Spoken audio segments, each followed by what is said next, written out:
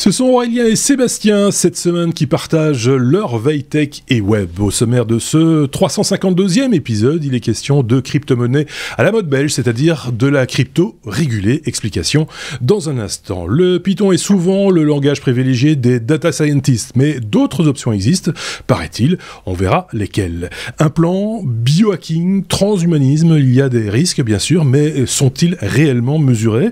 On en parlera aussi, on parle aussi du rachat par Google de Raxium, une entreprise spécialisée dans la réalité augmentée, d'Android 13 qui va améliorer sa sécurité et d'identité numérique en France. De cela et de bien d'autres choses, on en parle donc dans cet épisode. Bienvenue et d'avance merci de vous abonner au Techno. Merci également pour vos commentaires et les partages de vos contenus dans nos réseaux, non de nos contenus dans vos réseaux, c'est beaucoup plus exact. Bonjour tous les deux, comment allez-vous bien ? Bien. Fou là là, c'est... Si tu dis bien, c'est la grosse... t'as déjà la réponse. C'est la grosse fête. Dites, avant qu'on entame les choses sérieuses, on va récupérer sans doute quelques auditeurs qui ont du coup un petit peu plus de temps pour écouter les podcasts de qualité. C'est tous ceux qui étaient devant Plus belle la vie. Parce que plus belle la vie s'arrête, paraît-il. Et donc, sans doute que ces gens vont chercher des choses à regarder pour s'occuper. Et peut-être que... Enfin, je rêve. Le dernier podcast qu'on avait fait ensemble, il était triste à mourir. On commence bien déjà ici. Plus belle rubrique nécrologie. Alors, ce qu'on peut faire, c'est peut-être récupérer le nom, parce que c'est populaire, ça, Plus belle la vie, à la place des technos, tu vois, Plus belle la vie, voilà. Plus belle la techno. Plus belle la techno, par exemple. Enfin, on va encore tomber dans les trucs de danse et des trucs comme ça, ça va être un peu, voilà. Il y avait de ça dont je voulais vous parler rapidement, en très bref, avant d'entamer notre ABCR. L'autre truc qui a fait rire tout le monde aussi, en particulier sur Twitter, c'est quand on a partagé un article qui expliquait que Facebook arrêtait de mettre en avant les podcasts. Personne n'avait vu que Facebook mettait en avant les podcasts. Même moi, je l'avais pas vu. Enfin, moi, c'est un peu normal parce que je suis plus sur Facebook. Mais Xavier, notre camarade, s'était arrangé pour que ça se voit. Apparemment, ça se voyait sur l'application Facebook, mais en tout cas sur la version web, on l'a jamais vu. Et c'était une option ou un onglet supplémentaire dans la page Facebook, par exemple des technos. Bah, vous aviez un onglet podcast et vous pouviez aller l'écouter, nous écouter de cette manière-là. Personne l'avait remarqué. Et donc, c'est un truc qui va disparaître et mourir de sa belle mort. Ni fleur, ni couronne, comme on dit dans ces cas-là. On passe à la suite, on passe à l'ABCD.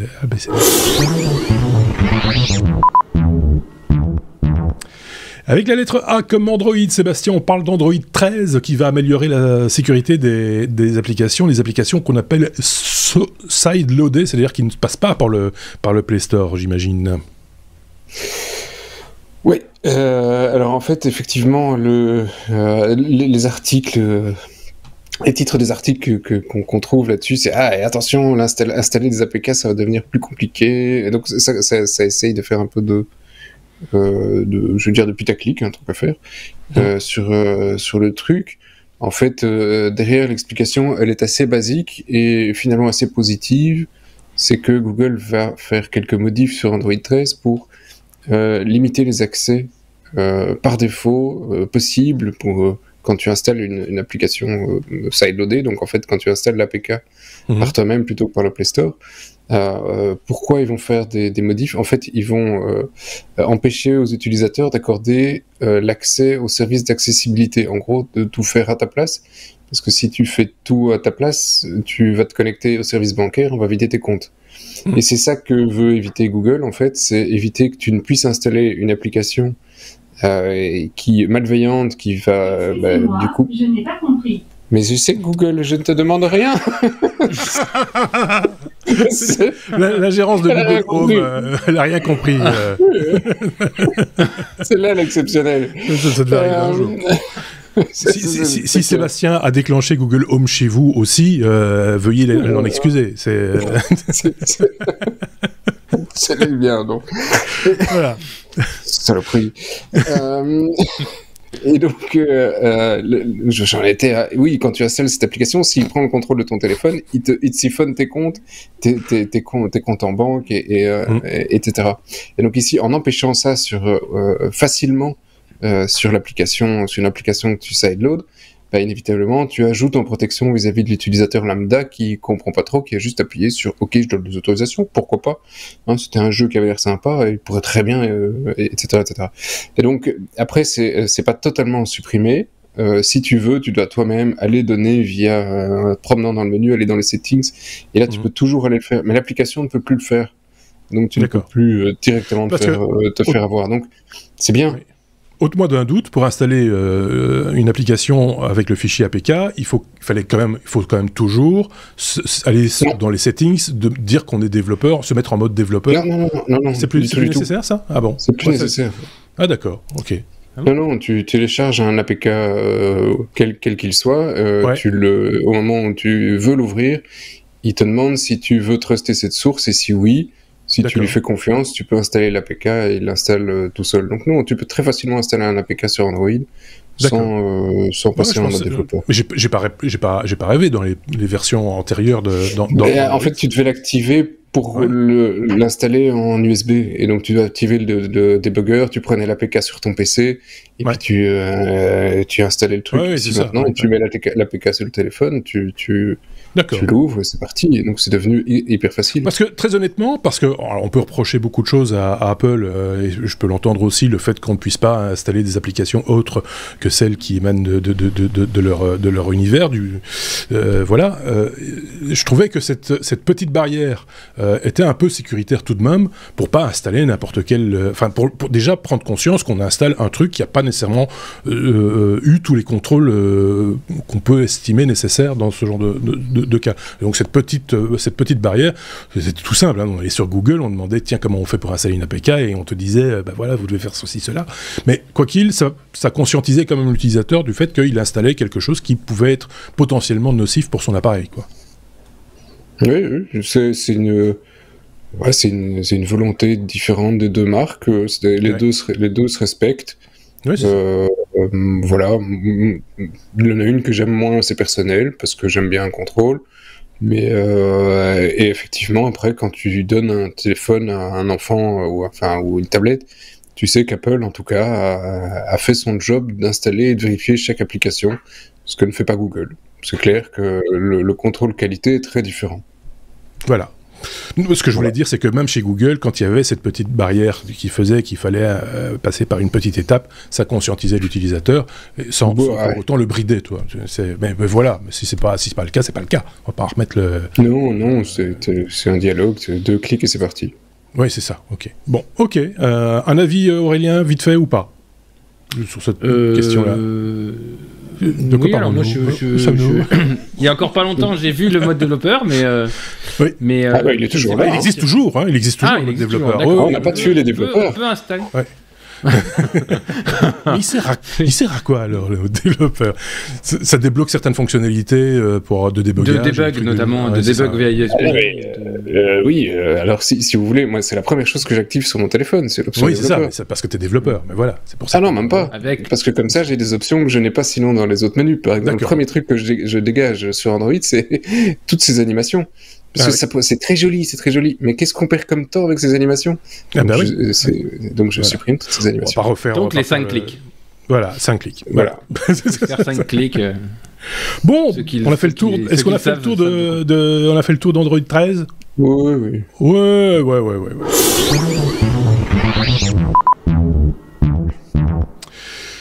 C comme carte, ça aurait pu être F comme France Identité Numérique. C'était dans l'actualité cette semaine. Aurélien, France Identité Numérique. Enfin, nous dis-tu. Donc c'est un nouveau service d'identité numérique, en lien d'ailleurs avec la carte d'identité numérique déployée l'année dernière, Aurélien. Oui. Alors, c'était le 27 avril. Il y a eu un décret qui donc a autorisé le nouveau service France Identité Numérique. Vous savez qu'on est très très très très en retard en France sur ce point-là. Vous les Belges, vous avez une carte d'identité au format numérique et au format carte de crédit depuis 2004. Nous, on a encore des cartes avec des formats, en papier, avec une photo collée avec de la colle. Non, oui, c'est plastifié, mais c'est en papier, oui, presque. Et donc, cette nouvelle carte d'identité, elle a des informations à l'intérieur, en format numérique, qui vont permettre notamment de prouver sa majorité sans devoir donner aucune autre information sur son identité. Elle a été adoubée par la CNIL, puisque forcément il y a de la protection des données personnelles et que la CNIL a bien sûr son mot à donner. Et puis elle succède à un projet qui s'appelait Alicem, service Alicem, qui donc prenait les fonctionnalités de la carte d'identité avec la reconnaissance faciale, et ça la CNIL avait beaucoup moins aimé.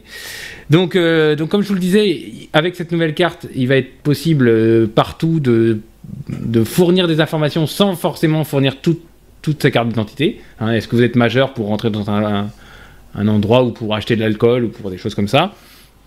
Ça, on va aussi pouvoir, et ça c'est un service qui, moi je trouve, est très très bien, simplifier les procurations lorsqu'on a un colis à aller retirer, qu'on peut pas y aller soi-même, qu'on doit envoyer quelqu'un d'autre. Aujourd'hui, on a le petit papier de la poste, là, tout moche, il faut le remplir, il faut joindre sa carte d'identité. Enfin, c'est toujours compliqué maintenant avec cette nouvelle... J'espère qu'avec cette nouvelle carte d'identité, on pourra à la poste directement et l'appli dire je veux que ce soit mon épouse qui aille chercher le colis, et donc du coup on saura directement. Il n'y aura pas de papier à faire pour ce genre de choses.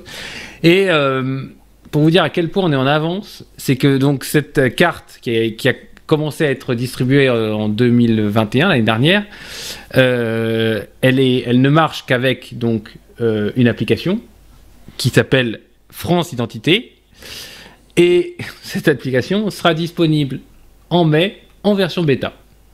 Donc bon, on est encore en avance, j'ai l'impression. On est en mai, hein. Ouais, on est en mai. Et donc ça sera étendu au passeport. Oui, non mais d'accord, mais c'est pour dire que les cartes d'identité, ça fait quasiment un an qu'elles sont distribuées, on n'a pas l'appli. Et cette techno donc sera étendue au passeport et au titre de séjour en 2022. En tous les cas, moi j'espère que ça va simplifier un certain nombre de choses dans notre vie. J'espère que ça permettra plus de contrôle, notamment pour la protection des mineurs et ce genre de choses. Donc voilà, j'espère que ça sera du bon, et qu'on n'aura pas, qu'on n'aura pas des polémiques comme on a pu avoir sur Tous Anti-Covid ou sur des applications de ce type-là, ou sur la numérisation de notre vie. Là, je pense que je pense que tu vas trop loin. Il y aura des critiques. C'est la France. Vu de Belgique, on voit pas pourquoi tout d'un coup ce machin-là passerait crème par rapport à d'autres trucs. Ça va forcément. Il y a des gens qui vont pas être contents. C'est juste par principe. Mais je pense qu'il y a toujours des gens qui sont des pas contents, quoi. Voilà. Dans le site que tu as présenté, que j'ai mis en lien, dans les facs, il y a des trucs qui m'ont fait tomber par terre. Tu as des gens qui posent la question dans les facs, est-ce que avec ma carte d'identité, je peux être géolocalisé, par exemple? C'est fou. Oui. Enfin, de dire... Oui, bien sûr, mais c'est une méconnaissance. Il y a des gens qui se posent ces questions-là. Ouais. Il y a des gens qui se posent ces questions-là. Sébastien, qui maîtrise beaucoup mieux que moi. Un petit peu la carte d'identité. La carte d'identité, c'est un peu son business, la carte d'identité en Belgique. Un petit peu quand même. Un petit peu. Et la française, j'ai 2-3 trucs à dire. Alors après, dans les facs, est-ce qu'on va être géolocalisé? En Belgique, il y a 10 ans, on disait la même chose. Oui, c'est ça. Quand on avait vu des gens en rue nous disaient non, je ne mettrai pas ma carte, parce que j'ai peur qu'on me suive par satellite. Oui. Donc, faut pas s'en faire. Dans 10 ans, ce sera passé chez vous aussi. Après, on dira, c'était des Belges, hein. Mais bon. Oui, mais non. Le Belge, il y a 10 ans vaut bien le français d'aujourd'hui, hein. Bon. Pour une question, ça sera la même techno? Enfin, rigoureux. Oui, c'est ça. Tu veux que je te donne les détails? J'en ai plein. Vas-y. Mais pas tous.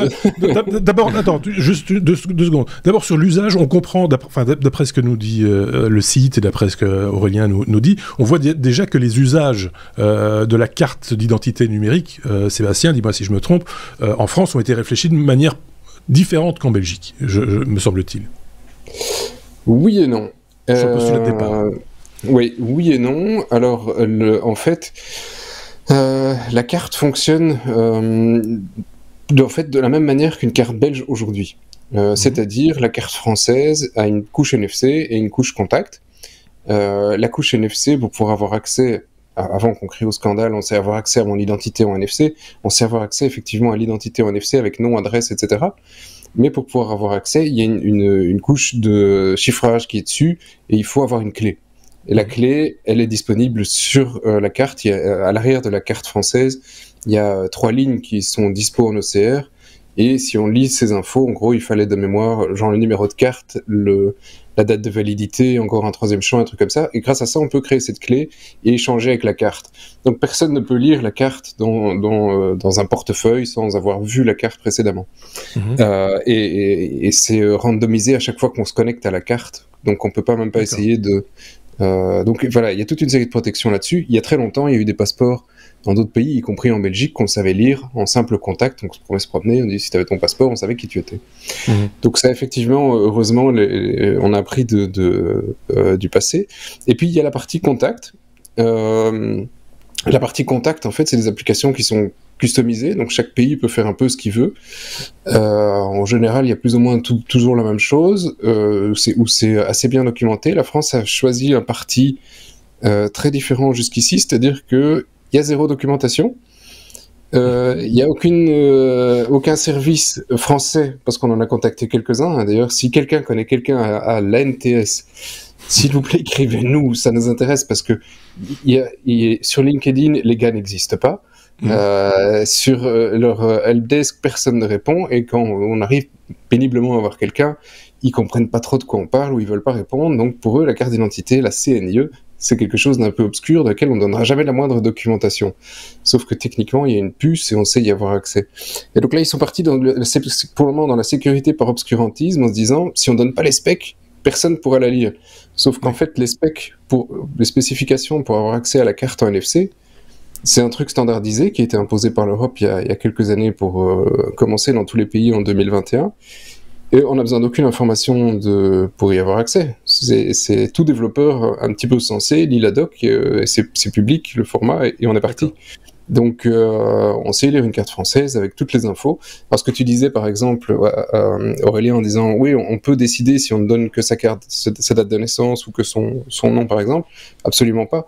La carte n'a pas la possibilité de limiter ça. À partir du moment où tu te connectes à la carte et que tu as la clé pour y accéder, tu peux siphonner toutes les infos de la carte sans problème. Tu peux pas faire une signature, pour ça il faut effectivement un code, etc. Mais par contre, les infos publiques, tu as donné accès, elles sont publiques. Il n'y a pas une couche. Par ailleurs, les infos publiques que tu extrais de la carte numériquement, c'est exactement les mêmes infos qu'il y avait avant écrites sur la carte. Sur la carte papier, oui, la photo, le nom, le prénom, l'adresse, la date de naissance. Alors, voilà, si vous voulez, si vous nous écoutez, que vous êtes français, que vous avez cette carte, et même les Belges, il y a une carte effectivement il y a du NFC sur les dernières cartes en Belgique depuis un peu plus d'1 an. Ah, il y a une application sur Android, uniquement sur Android, qui s'appelle Read ID Me. Alors le logo est mauve et c'est Read ID. Et en fait, ça vous permet sur une carte d'identité de pouvoir effectivement lire. Alors, je sais pas si vous voyez c'est un peu tout moche, hein, mais vous voyez les 3 lignes que vous devez lire. C'est surtout moche pour celui qui écoute, c'est très très. Oui, voilà. En fait, c'est juste les 3 lignes en dessous d'une carte d'identité. Vous devez les lire et puis après vous la mettez en NFC et vous allez avoir le contenu de votre carte, votre photo, votre adresse et votre nom, etc. Alors que l'app mobile, ça me fait un peu sourire parce qu'effectivement, en fait, l'app mobile, c'est juste une chaîne de certificats. Ce qui a été fait en Belgique, hein, il y a un système qui existe depuis des années. 10 secondes, Read ID Me existe sur l'Apple Store. Il existe aussi sur l'Apple Store. Parfait. C'est ça, c'est cette application, effectivement. Donc le logo mauve avec un ID. C'est très récent parce qu'il n'y a qu'un seul avis. C'est assez peu utilisé, voilà. Et ça fonctionne très bien avec la carte belge et française, hein, donc c'est totalement standardisé. Et donc l'application, il y a un système qui existe en Belgique, hein, comme France Connect, et en gros c'est une société tierce qui, à un moment donné, doit avoir accès aux données par une lecture de carte physique ou par une société tierce. En général, la société tierce, c'est une banque qui va donner accès aux données via le numéro d'identité nationale, hein, par exemple. Et la carte va servir à faire une signature sur ces données. Et alors on va dire, ah oui, ok, effectivement, je crée un nouveau certificat qui valide que je suis bien cette personne. Et donc c'est la chaîne qui permet à l'application de signer à ta place ou de partager, parce que sur l'application, tu acceptes de le partager. Mais il y a plus de lien avec la carte. C'est comme si tu avais reçu un certificat de la part du gouvernement sur une application mobile. La carte n'a plus aucun réellement lien avec ce qui se passe dans ton app mobile. Donc, ça fonctionne, c'est très bien. En Belgique, c'est super utilisé. Et donc, j'espère qu'il y aura pas mal de services équivalents en France. Mais aujourd'hui, on ne peut pas dire que l'administration en fait une promotion extraordinaire. C'est vraiment un petit peu difficile en France. Ok. Donc, voilà.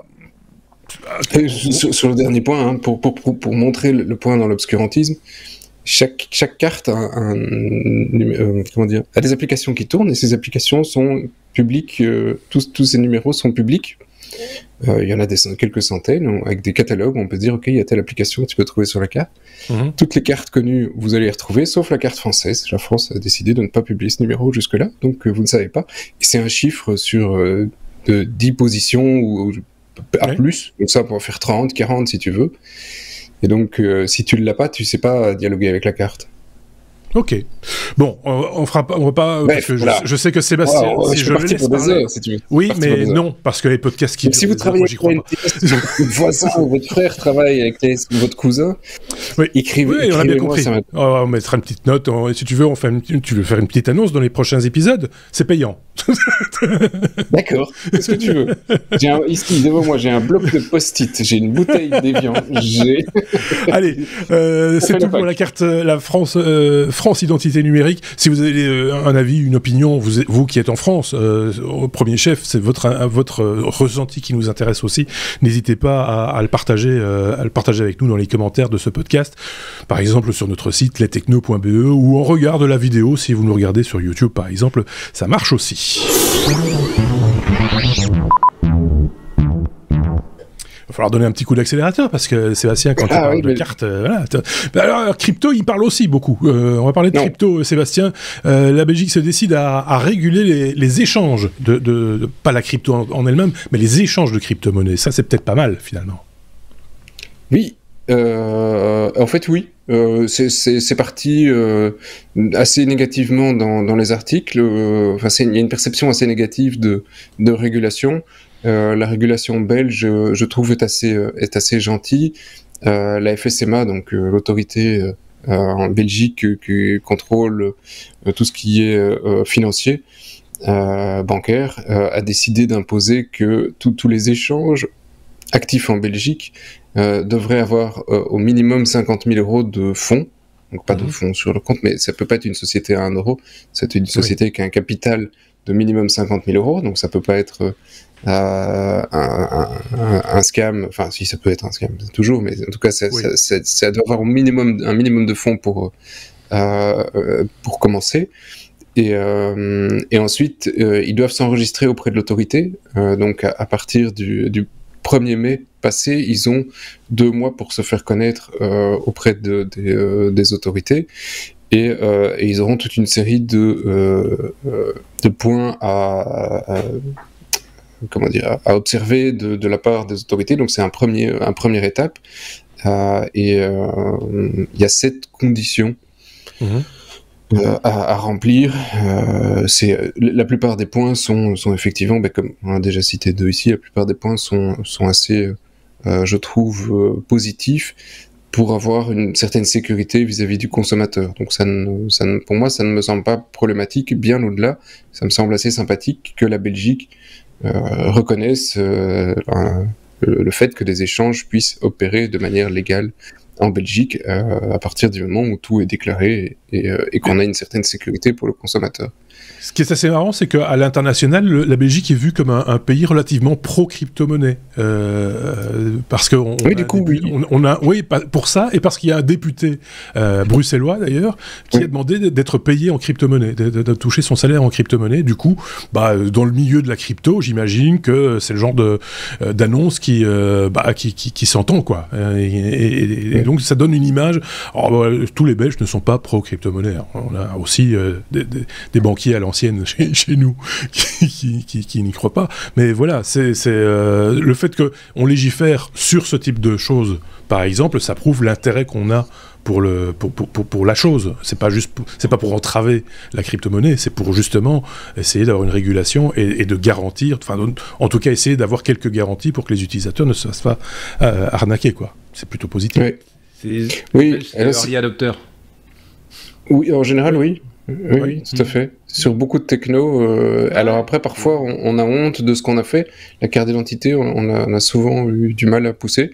Ici, on verra bien. Dans les 7, je vais aller super vite, mais si tu me permets juste une seconde sur les 7 points. Alors le premier, c'est effectivement donc capital et la forme de la société, ça on a dit. Deuxième, c'est il faut que le prestataire relève du droit belge ou qu'il soit établi dans l'Union européenne. Donc voilà, il faut une société qui soit accessible juridiquement. Jusque-là, on comprend. Il faut que la société soit honorable, hein. Donc en fait, pas de condamnation, de choses comme ça sur certains. Jusque-là, ok, ça c'est le point 3. La quatrième, c'est qu'il faut effectivement qu'on connaisse toutes les identités. La FSMA doit connaître l'identité de tout le monde. Et donc tu peux pas avoir des trucs qui sont cachés derrière des sociétés écrans, etc., etc. Donc là, il faut certains contrôles au niveau de la société. Cinquième, c'est pas de blanchiment, hein, donc il faut toute une série de blanchiment, c'est mal, et pas de terrorisme. Donc il y a toute une série de points qui doivent être mis en place pour lutter contre ça. Ouais. Mais ça, toutes les banques sont obligées de le faire, donc pourquoi pas. Et sixième, c'est là le point, c'est il doit exercer une œuvre qui lui permettant d'acquitter à tout moment ses obligations légales. Voilà, c'est bien. Et alors le septième, c'est le dernier, c'est le plus drôle, c'est le prestataire de service doit payer les contributions aux frais de fonctionnement de la FSMA. Donc il doit payer son obol. Si tu payes pas ton obol à la FSMA, ça tu peux pas. Voilà, mais ça me paraît. Enfin voilà, ça c'est comme ça. Voilà. Il y a un régulateur, il doit bien vivre. On ne dit pas combien. Oui, ça c'est autre chose. Ça c'est autre chose. Bon voilà, si vous voulez en savoir plus, évidemment, comme toujours, on vous met le lien vers l'article sur cette information. C'est dans les liens en description du podcast ou sur notre site toujours lestechno.be.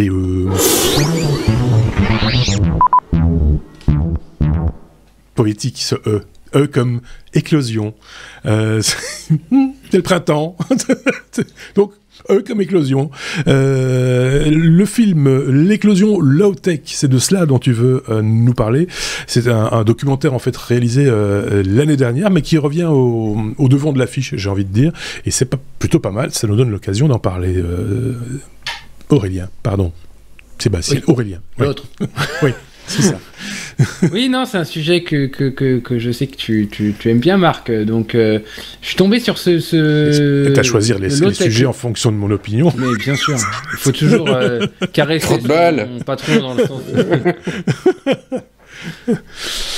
non, mais donc je suis tombé sur le Low Tech Lab et puis sur l'annonce de ce film que j'ai regardé. Ça fait un peu plus d'1 heure et donc ça présente l'épopée de 3 personnes qui ont... D'ailleurs, je vais vous retrouver les noms que j'ai notés quelque part. De 3 personnes donc, qui ont parcouru la France pour aller rencontrer dans des grandes villes des expériences low-tech, à Marseille, à Briançon, à Bordeaux, j'en oublie. Donc il s'agit de Lorenzo Biagini, Nicolas Nouot et Esteban Stéphan. Il présente une boulangerie en Normandie qui fait cuire son pain avec un four solaire. Il présente un restaurant à Marseille qui a un magnifique, un miroir qui est monté, dont l'inclinaison du miroir est montée sur un mécanisme d'horloge, ce qui fait qu'il tourne en fonction de la position du soleil très lentement. Il remonte les poids le matin et puis hop, le miroir s'oriente pour concentrer la lumière exactement sous les plaques de cuisson. C'est génial. Il y a des exemples, il y en a plein. Il y a des gens qui font des poêles à bois à partir de bouteilles de gaz vides. Donc, oui. De bouteilles de gaz vides. Il y a évidemment des endroits, des tiers-lieux, des endroits partagés dans lesquels on fait plein de trucs. Il y a tout ce qui est lié à une association qui s'appelle EKO, qui s'occupent des réfugiés,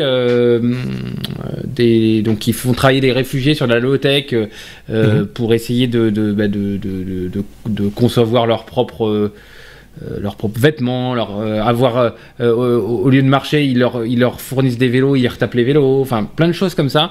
J'ai trouvé que le documentaire était très bien fait. Si vous vous intéressez un peu à ce monde-là, n'hésitez pas à regarder ça. C'est vraiment sympa. C'est bien fait, bien filmé, bien tourné. Voilà. Et c'est gratuit. Et c'est gratuit. La vidéo est sur YouTube. Il y a aussi des ateliers où ils font des tiny house. Chaque projet de tiny house, ils sont 9, je crois, l'un à côté de l'autre. Enfin, il y a plein de choses intéressantes, plein de choses passionnantes. Allez regarder ça. On parle aussi des toilettes sèches publiques. On parle de plein de choses comme ça. Et c'est vraiment bien foutu. Alors, bien tourné. Pour celui ou celle qui nous écoute et qui dit encore un truc de bobo, machin, etc. Low-tech, ça veut pas dire absence de technologie, hein. C'est pas moins de technologie, justement, c'est des fois des technologies très, je vais dire très poussées, mais des bases, quoi, de technologies qui sont remises au goût du jour, adaptées avec des outils simples. En fait, c'est de la tech simplifiée, même si les fondements ne sont pas toujours si simples que ça, pour arriver à faire des choses finalement qui consomment pas, qui sont moins consommatrices d'énergie, voilà, pour plein de raisons. Alors après, chacun se positionne sur la low-tech en fonction de ses aspirations personnelles. Moi, ça me passionne parce que je trouve ça toujours très, très amusant de voir le côté ingénieux des choses. Tiens, on fait une action, pourquoi est-ce que cette action serait juste perdue pour faire juste une chose? Peut-être que cette action peut se répercuter sur plusieurs autres éléments qui vont faire que on va tirer plus de profit d'une simple action, en fait. Pour donner un exemple. Hein, et il y a plein de sites aujourd'hui qui, si vous tapez low-tech dans Google, vous allez tomber sur plein de sites plus ou moins intéressants, hein. Il y a des choses qui sont, je le conçois, moins intéressantes que d'autres, mais voilà, et qui permet aussi peut-être de simplement s'amuser en bricolant, hein. La base, c'est de tirer profit de quelques petites technologies qui permettent de faire des choses amusantes et utiles en même temps. Je ne sais pas ce qu'en pense Sébastien de son côté. Seb, oui, je vais le faire. On ne va pas parler pas parler du film, on l'a pas regardé, mais enfin, moi je l'ai pas vu. Mais sur la low-tech de manière plus générale, quoi. Et sur l'éclosion de low-tech. Je trouve ça assez intéressant, même si je suis pas aujourd'hui dans le mood, pas le temps, pas l'objet. Et puis il faut le temps, parce que faire quelque chose d'efficace et de simple, c'est super compliqué. Bien sûr. C'est plus facile de te faire une usine à gaz que de faire quelque chose d'efficace. Donc, oui, pour ça, je trouve ça très sympathique, mais voilà, aujourd'hui, j'ai pas le temps là-dessus. Mais il y a des trucs, excuse-moi, il y a des trucs comme ça, des technos que j'avais vus en France il y a quelques semaines et qui n'ont pas marché dans le genre. Et je trouvais l'idée magnifique. C'était le fait de faire des éoliennes de toit, par exemple. Et donc, c'était des petits trucs assez... un genre de fêtière sur le toit. Et là, j'ai revu cette technologie. On en avait parlé, et j'ai revu cette technologie, effectivement, oui, c'est des fêtières, en fait. Alors après, on dira, c'est pas orienté dans le vent, machin, etc. Mais peu importe, c'est là qu'il y a du mouvement d'air. Et il faut pas que ça tourne beaucoup, hein, pour que ça alimente... faut voir ce qu'on veut alimenter avec. Oui, et puis c'est pas moche, c'était bien intégré dans le paysage. C'était facile à installer, hein, fêtière de toit, tu remets un truc au-dessus, c'était pas insupportable, et donc tout ça était top, et malheureusement le projet n'avait pas fonctionné. Un projet dont on avait parlé il y a quelques semaines avec Xavier dans un épisode, je remets plus, j'étais en train de chercher en même temps que j'écoutais Sébastien, je ne reviens plus sur le nom du projet, mais si vous cherchez un petit peu, et je sais que vous avez du temps, vous, pour chercher la turbine. Non, c'était pas la turbine, c'était un système qui, la journée, permettait de désaliniser de l'eau de mer, et qui, grâce à ce sel, permettait de faire de l'énergie électrique pour transformer l'appareil en lampe le soir. Et donc, ça avait un double objet. Ça permettait d'avoir de l'eau consommable d'une part, et d'autre part d'avoir de l'énergie électrique pour s'éclairer le soir venu, le tout en un. Et c'était une technologie. Et de faire de la cuisine aussi, parce que tu avais du sel. Ça fait du pain. Mais voilà, c'est de la low-tech, parce que ça doit pouvoir être utilisé dans des pays très reculés, où il y a justement pas d'électricité, etc. Que il ne faut pas qu'il y ait un dépanneur au coin de la rue pour venir vous dépanner le truc avec son tournevis. Ça doit fonctionner tout le temps. Les choses les plus simples sont souvent les plus adaptables dans ce genre de situation. Et donc, ça fait partie aussi, la simplicité, c'est ça qui fait la beauté de ce type de technologie quelque part, c'est qu'on peut les exporter partout et les mettre à disposition du tout venant, et surtout que ça ne consomme pas d'énergie. Donc voilà, c'est un sujet passionnant quand on s'y penche un peu. Il y a de tout, il y a à boire, à manger, on est bien d'accord, mais il y a des choses qui sont vraiment captivantes et qui permettent de faire, comme je le disais, des fois des choses dans son jardin ou voilà. Tu voulais rajouter un truc, ça? Ah, une connerie, tu dis, c'est intéressant quand on s'y penche un peu. Bah, déjà, sur de la low-tech, c'est mieux si tu t'y penches, parce que c'est par définition. C'est low. Hein, et à force, fais quand même gaffe, tu vas te faire mal au dos. Ouais. Alors, je suis d'accord, c'est une connerie. Voilà.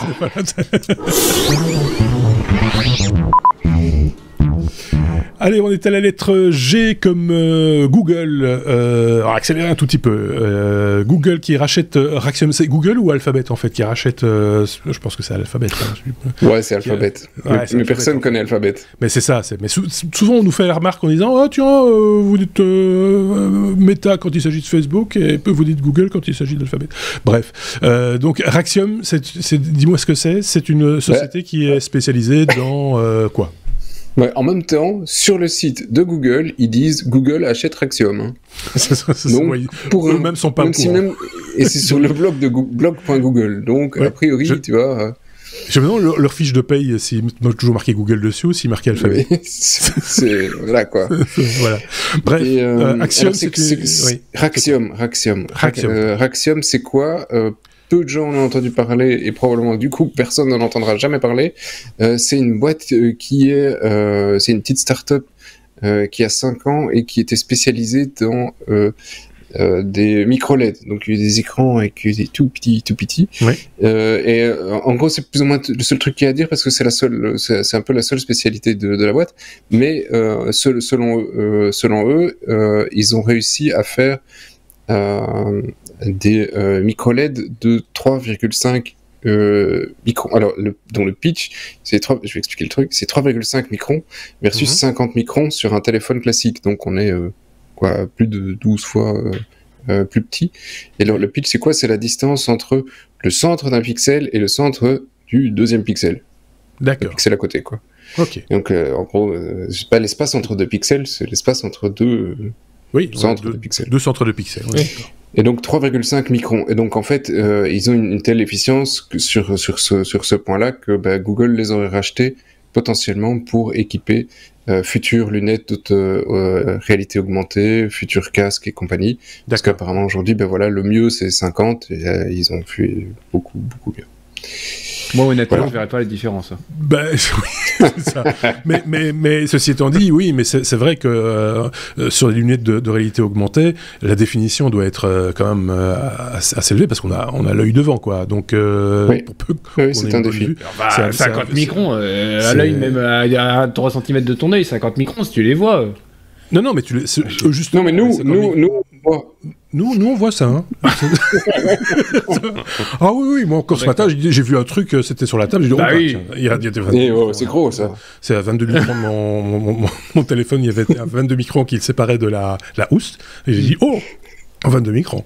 Ce n'est pas la taille qui compte. Non, c'est pas la taille. 22 microns, c'est la moyenne.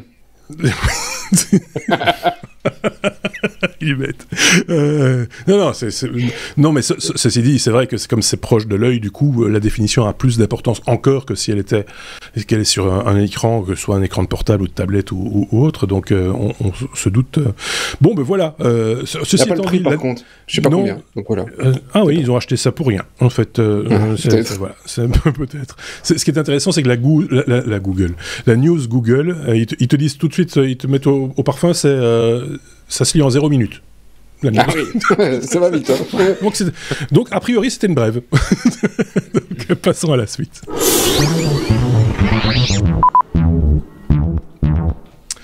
La lettre P comme Python, Aurélien, c'est le langage souvent utilisé, pas que, hein, évidemment, par les gens qui traitent des données, les data scientists. Ils aiment bien manipuler les données avec Python, mais c'est pas le seul langage à leur disposition. C'est de cela dont tu voulais nous parler, me semble-t-il. Oui, j'avais épinglé un article que vous retrouverez dans les notes du podcast. Oui, Python, c'est pas que Python. Moi qui ai traîné un peu mes souliers dans des laboratoires de recherche à une époque de ma vie, Python, on n'entendait jamais parler. On ne jurait que par des softs commerciaux, type MATLAB, il y avait une version Scilab moins enrichie et open source, je crois.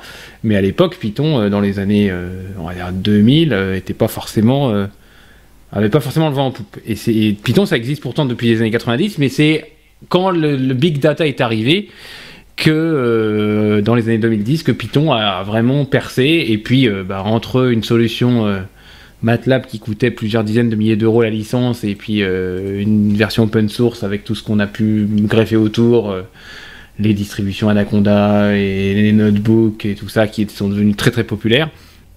Mais c'est vrai que ça a été un passage un peu incontournable. Beaucoup de gens ont fait des migrations de ces langages, on va dire, traditionnels MATLAB vers des langages Python. Mais c'est en train de changer, puisque Python n'est plus aussi, on va dire, efficient pour un tas d'applications. On retrouve maintenant des langages type Swift, Julia ou Rust qui permettent des développements rapides et surtout qui exécutent des algos type TensorFlow pour l'IA qui sont bien meilleurs que sous Python. Donc beaucoup de gens maintenant migrent vers ces langages-là. Et dans ces langages type Swift, on retrouve toujours les mêmes distributions. Nifty qui est le pendant de NumPy côté Python, Swiftplot qui est le pendant de Matplotlib, et j'en passe et j'en passe plein d'autres. Voilà, donc c'est ce que je voulais juste vous dire, c'est que lorsque vous êtes dans ce domaine-là, faut jamais se fermer les œillères sur un langage et se dire moi je vais faire toute ma vie je vais faire du Python, ou toute ma vie je vais faire du MATLAB. Il faut, à mon sens, s'ouvrir sur toutes ces nouvelles technos et regarder toujours ce qui se fait et pourquoi les gens le font et quels sont les avantages de ces nouveaux langages. Voilà, je vais faire bref. Oui, je comprends bien. Je ne sais pas si Sébastien avait un truc à rajouter par rapport à ces différents langages utilisés finalement par des gens qui ont une autre étiquette que celle de développeurs ou informaticiens, voilà, qui sont des gens qui sont là qui maîtrisent quand même assez bien aussi SQL pour interroger des bases de données, des choses comme ça, et est-ce que c'est des outils à mettre entre toutes les mains, en gros? C'est un peu ça la question qu'on pourrait se poser. Bon, ça dépend ce que tu veux en faire, en fait. Si c'est pour faire tourner des trucs qui ne sont pas critiques d'un point de vue performance, ouais, à mettre dans toutes les mains, pourquoi pas. Si tu commences à faire de l'industriel, que tu commences à avoir des choses où tu as beaucoup de données, que tu veux des performances, etc. Bon, alors, de toute façon, il vaut mieux quand même avoir un vrai dev derrière toi, quelqu'un qui est une équipe, un vrai dev qui est système, back-end, et des gens et des data scientists derrière pour piloter et valider. Mais alors, tu t'éloignes d'outils comme du Python. Ces discussions qu'on a pas sans arrêt, mais assez souvent au bureau, tu peux pas espérer avoir le contrôle en Python de toute ta gestion en Python, PHP Mémoire. ou JavaScript, de toute ta gestion mémoire et de tout comme tu pourrais l'avoir avec un langage beaucoup plus bas niveau comme du C, du Pascal ou d'autres, où là tu contrôles tout de A à Z, t'as la finesse. T'as un peu plus de complexité, mais t'as toute la finesse, et donc en général, tu gères mieux tes performances, et ça c'est le corollaire, si t'as pas un bon dev, ça sert à rien. Un bon dev qui va te faire ça en Python va aller faire un truc 100 fois plus rapide qu'un mauvais dev qui va le faire en C. L'outil ne fait pas tout. Donc voilà. Mais si tu fais à développeur qualité égale, moi je suis d'office, je mettrai tout le monde à compiler. D'accord. Bon, ok. Mais en tout cas, vous parliez, je crois la semaine dernière, vous parliez de ces algorithmes qu'on crée quand on fait des modèles d'un système physique. Je sais pas, moi, je veux modéliser une voiture, le frottement des roues, je dis n'importe quoi, le frottement des roues sur la route en fonction de la pression des pneus. Python est très très bien adapté à quelqu'un qui fait de la physique et qui veut modéliser ça et qui veut voir l'effet sur la consommation d'essence de 1 bar de moins dans les pneus, je dis n'importe quoi. Donc voilà, je suis complètement d'accord avec Sébastien, il y a 2 salles, 2 ambiances, 2 applications différentes, 2 types de personnes différentes, et on met pas en prod ou dans une industrie un truc où on déclare pas ses variables, où on gère pas la mémoire, où on maîtrise pas grand chose. Mais si c'est pour quelqu'un qui est dans un laboratoire et qui veut juste un résultat numérique à la fin, Python peut être très bien. Et pour qui le langage de développement n'est pas une fin en soi, enfin, il y a un autre objectif, c'est d'aller chercher l'information qui l'intéresse, et quelque part, est-ce qu'il va s'intéresser à un autre langage? Enfin, il faut qu'il voit aussi son intérêt dans le résultat qu'il recherche, d'aller chercher un autre langage pour obtenir le résultat escompté. Et voilà, il y a ça aussi. Je pense qu'il y a quand même dans ce domaine-là aussi beaucoup de gens qui s'arrêtent sur ce qu'ils connaissent et qui s'en sortent très bien avec ça et qui vont se débrouiller avec ça parce que voilà, ils considèrent qu'il vaut mieux faire à peu près ce qu'ils veulent faire avec ce langage-là que de rien faire du tout avec un langage qu'ils ne maîtrisent pas, quoi, en gros. C'est d'invest. Oui, vas-y. Je peux te faire, pas une connerie, je peux te faire plaisir ce coup-ci. Va me faire plaisir. Vas-y, fais-moi plaisir. Vas-y. D'une certaine manière, les gars, aujourd'hui, ces derniers mois et ces dernières années, on commence à avoir une certaine prise de conscience, je trouve, de pas mal de devs, beaucoup plus qu'avant, sur les performances, l'impact des performances, de l'optimisation de ton code, sur le tout. Et pour moi, ça rejoint un petit peu le E comme éclosion, c'est de la low-tech, parce que il y a moyen, effectivement, t'es pas obligé de toujours exploser ta machine. Parfois, en travaillant que quelques heures, en faisant un focus sur un point spécifique, tu as fait des réductions du coût réellement de ce que tu as besoin sur ton infra de manière colossale. Et donc, on investit encore beaucoup trop peu dans les optimisations aujourd'hui, alors que c'est vraiment une clé dans beaucoup de projets. Tout à fait. Je ne peux qu'être d'accord avec toi, Sébastien, sur ce point. Un truc à rajouter, Aurélien, ou on peut passer à la suite? Non, on est rapide. Voilà, il est rapide. Ok, c'est bon, c'est emballé, c'est pesé. Comme toujours, un petit avis, une petite opinion sur ce sujet un peu particulier. On n'a pas toujours abordé ça sous cet angle-là chez les technos, mais voilà, il faut expérimenter aussi des fois des sujets comme ceux-là. Si ce genre de sujet vous intéresse, n'hésitez pas à nous le faire savoir. C'est bon pour celui-là, c'est bon pour le suivant aussi. Parce qu'à la lettre T, on a transhumanisme. Quel drôle de nom pour parler d'implants, de biohacking. Trop gros. Des trucs, vraiment, des trucs gore, quoi. Des trucs, voilà, ça fait peur.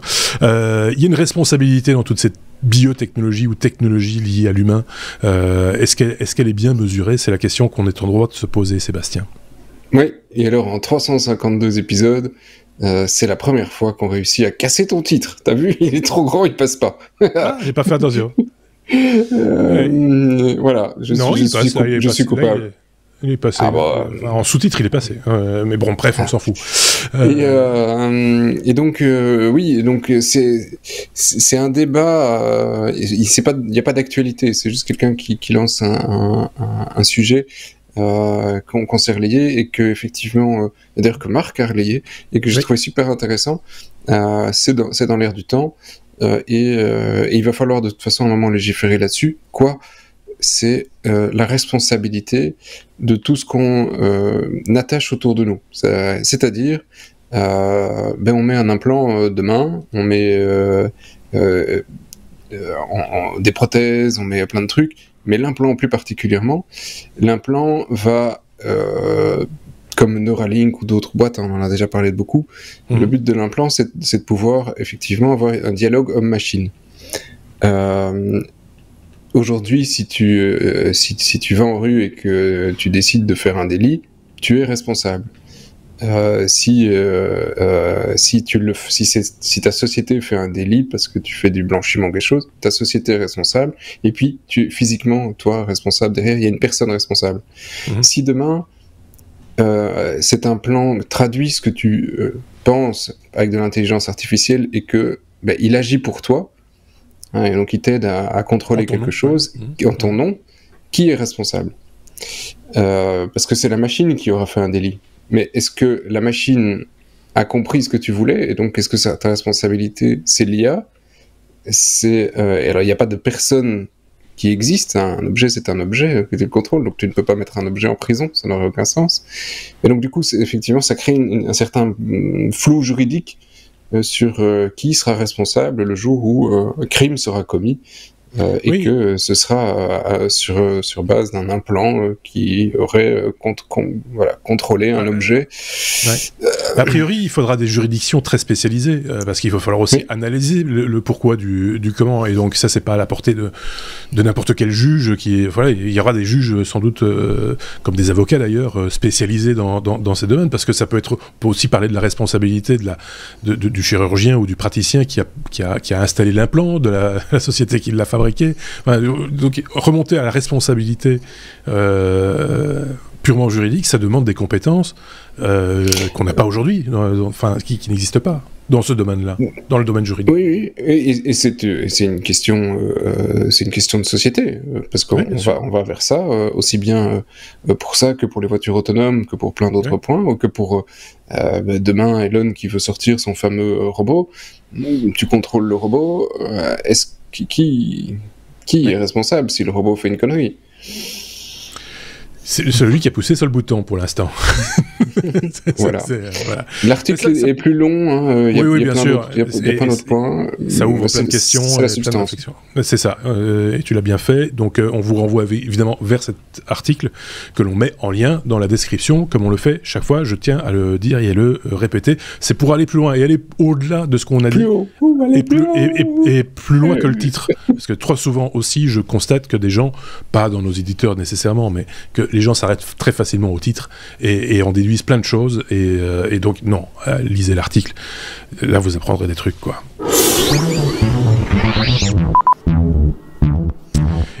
Et on en termine cet épisode 352, Aurélien, avec le U comme US Navy. Parce que c'est l'US Navy qui a pratiqué cette chose. Moi, je racontais ça comme une blague à une époque, l'alimentation Wi-Fi. Tiens, ce serait bien qu'on ait une alimentation Wi-Fi aussi. Puisque il y a une grosse saucisse sèche, là. Et oh, non, ça c'est autre chose. Ça, c'est Bifi. Et donc, maintenant, on peut transmettre de l'énergie sans fil. C'est ce que l'US Navy a réalisé.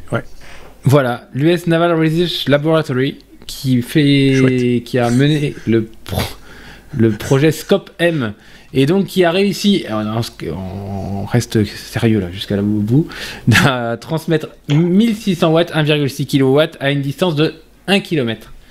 1600 watts, c'est beaucoup et pas beaucoup. Beaucoup par des ondes micro-ondes. À 1 km, ça fait une certaine distance. Le but, c'est d'alimenter notamment des troupes ou des navires par un faisceau micro-ondes. Donc en fait, on prend une source d'1,6 kW, on transforme ça en micro-ondes, modulo rendement, je vais en parler après, et puis on reçoit ça de l'autre côté, les diodes redressent et refabriquent un courant continu et alimentent une charge de 1,6 kW. Donc évidemment, le faisceau est hyper concentré. Ils utilisent du 10 GHz qui n'est pas qui ne comporte pas de danger pour les êtres vivants, les plantes qui seraient touchés. Mmh. C'est ce qu'ils disent. C'est ce qu'ils disent. Ouais. Ils ont un rendement de 60%, c'est quand même pas ouf. 60% de rendement, ça veut dire que y a un peu moins de la moitié il y a un peu moins de 1600 watts de perte au passage. Et l'objectif, ça pourrait être de créer un réseau électrique sur des zones où on peut pas amener des câbles, ou difficilement des câbles. Ça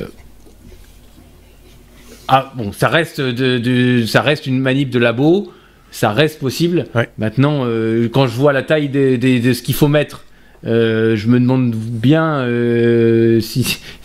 si c'est pour alimenter des troupes sur une guerre, ça se voit quand même. Donc moi, je serais l'ennemi. Ça fait une jolie cible. Oui, voilà, exactement. Si tu tires au milieu. Oui, donc oui, bon, la prouesse technique est là. C'est ça que je voulais souligner. Oui. L'utilisation, si ça pouvait ne pas être militaire, je préférerais. Et après, si c'est perfectible et qu'on peut augmenter le rendement et diminuer la taille des engins d'émission et de réception, je signe aussi. Voilà. Il y a quelques années de ça, facilement entre 5 et 10 ans, j'ai peur de dire une bêtise, c'était une société mexicaine qui avait fait le même genre d'essai, justement pour transmettre de l'énergie d'un point là c'était dans une région fort encaissée, ramener de l'électricité dans une vallée ou l'inverse, je ne sais plus exactement, mais ça avait déjà été testé. Et puis je vous ramène aussi à l'histoire, c'était Nikola Tesla, je pense qu'il y avait ce projet-là aussi, qui n'a jamais abouti, qui n'a jamais réussi à le concrétiser, et qui voulait aussi transmettre de l'énergie à longue distance, un peu comme des ondes radio, voilà, ça reste de l'énergie, c'est de l'énergie, on peut la mais pas à cette puissance-là. Oui, c'est ça, c'est une question de le rendement. Là aujourd'hui, ce qu'il faut souligner, c'est le niveau de puissance, qui est quand même... C'est ça, voilà. Seb. Bah oui, j'ai un point, leur volonté après, c'est pas de le faire en terrestre, c'est en satellite. Ouais. Donc avec des stations orbitales. Ouais. Là, ça se justifie. Et puis surtout aujourd'hui, on a une problématique. Tu peux générer parfois de l'électricité assez loin de là où tu veux la consommer. Donc même après, un point de vue consommateur civil, si on trouve un moyen pour transporter l'électricité sans devoir tirer les câbles pour traverser toute l'Europe, tu as une problématique que tu règles, même si c'est 60% seulement qui passe, peut-être un peu moins si tu fais du spatial, c'est pas mal. Si tu fais transporter du solaire qui vient d'Afrique vers l'Europe, il faut un sacré maillage quand même, parce que tous les kilomètres, il faut une antenne. Ouais, mais sur la théorie, c'est en théorie. Et puis tu as un autre point que tu vois, si tu veux faire effectivement toute une série de satellites qui pourraient se le passer, même si tu n'arrives à en passer que 50%, 40%, que sais-je, si tu mets quelque chose dans l'espace, t'as toujours du soleil. T'as jamais un nuage qui vient t'emmerder. Toujours, c'est vrai. Bon. On peut imaginer des trucs aussi, là. Elon, c'est une idée, Elon. Vas-y. Elon, on a une idée de... pas Elon. Pas encore Elon.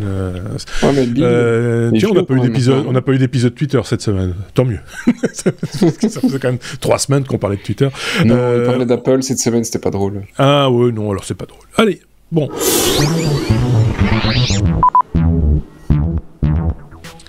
Tout ça pour conclure l'épisode 352 avec ces deux zigomards, Sébastien et Aurélien, que l'on va retrouver très rapidement dans un bonus, parce qu'il y a toujours des trucs en plus à dire, comme ce sont deux bavards, vous vous en doutez bien, ça va être difficile de tenir les 15 minutes que dure un bonus, mais c'est la règle du jeu, le bonus ne dure que 15 minutes, vous le découvrirez, ou vous le pouvez déjà peut-être le découvrir, tout dépend à quel moment vous écoutez cet épisode 352.